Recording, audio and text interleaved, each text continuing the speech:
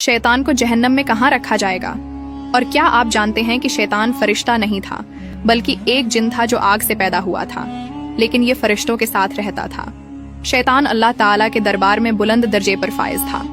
हजरत काब बिन अहबार रज़िया अल्लाहु अन्हु का बयान है कि शैतान 40,000 साल तक जन्नत का खजांची रहा, 80,000 साल तक फरिश्तों का साथी रहा, 20,000 साल तक फरिश्तों को वाइज करता रहा, 30,000 साल तक अल्लाह के करीबी फरिश्तों का सरदार रहा और 14,000 बरस तक अर्श का तवाफ करता रहा।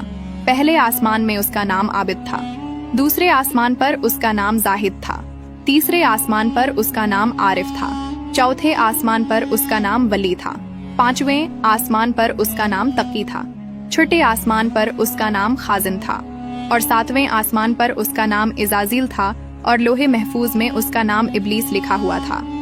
शैतान अपने अंजाम से गाफिल और खात्मे से बेखबर था। जब अल्लाह ताला ने हजरत आदम अलैहिस्सलाम को सजदा करने का हुक्म दिया तो शैतान ने इनकार कर दिया और हजरत आदम अलैहिस्सलाम की तहकीर और अपनी बड़ाई का इजहार करके तकब्बुर किया।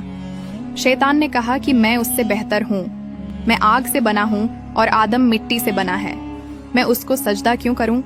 उसी जुर्म की सजा में अल्लाह ताला ने शैतान को दोनों जहानों में मलून करार दे दिया और उसकी पैरवी करने वालों को जहन्नम में अजाब का मुस्तहक बना दिया।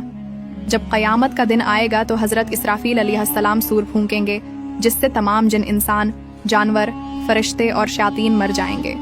फिर उसके 40 साल बाद हजरत इसराफील अलैहिस्सलाम दोबारा सूर फूंकेंगे तो तमाम मखलूक़ात दोबारा जिंदा हो जाएंगी और फिर क़यामत कायम होगी।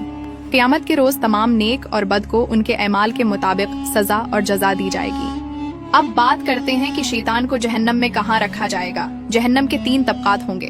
पहले तबके में मुनाफिकीन होंगे, दूसरे तबके में वो लोग होंगे जो शैतान के पैरोकार होंगे और उसके पीछे चलने वाले होंगे।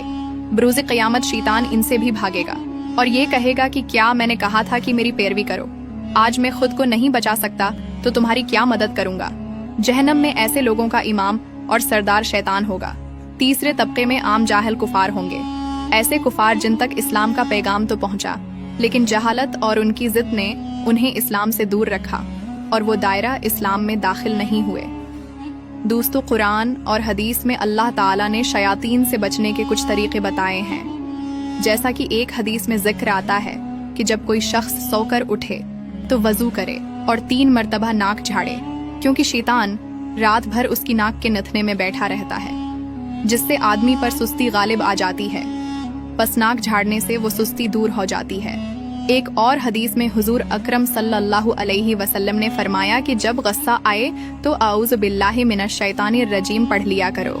एक और जगह आप सल्लल्लाहु अलैहि वसल्लम ने फरमाया कि जिस घर में सूरह अल बकरा पढ़ी जाती है वहाँ शैतान दाखिल नहीं होता। एक और हदीस में आप सल्लल्लाहु अलैहि वसल्लम ने फरमाया कि बुरा ख्वाब शैतान की तरफ से होता है।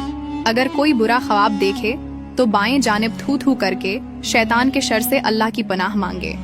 इस अमल से शैतान उसे कोई नुकसान न पहुंचा सकेगा। अल्लाह ताला से दुआ है कि वो हमें शैतान के शर से महफूज रखे। आमीन।